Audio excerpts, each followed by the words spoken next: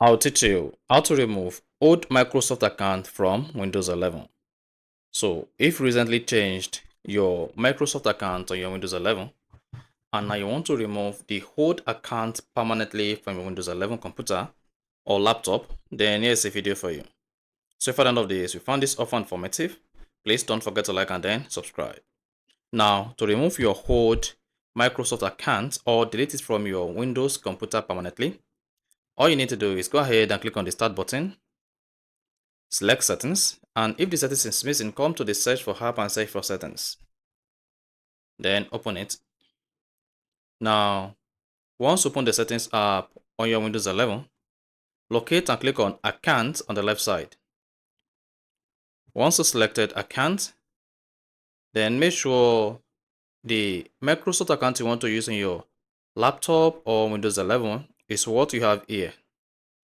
Now, for you to be able to remove your old Microsoft account on your Windows 11, just scroll down the page, locate email and accounts, and then click on it. Once you selected email and account, you should have accounts used by email, contact, or calendar, and accounts used by other apps. So in this case, first go to where you have your Microsoft account.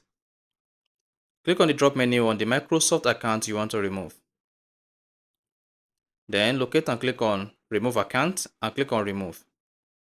Then spot that says, are you sure you want to remove this account? Email and content associated with it will be removed from this device. If an organization manages this device, other stored data may be removed by your organization. Then go ahead and click on the Yes button to delete or remove this particular old Microsoft account from your Windows 11. Click on Yes. Then you should see the Microsoft account removed. So that's exactly how to remove old Microsoft account in Windows 11. So if you found this offer informative, please don't forget to like and then subscribe.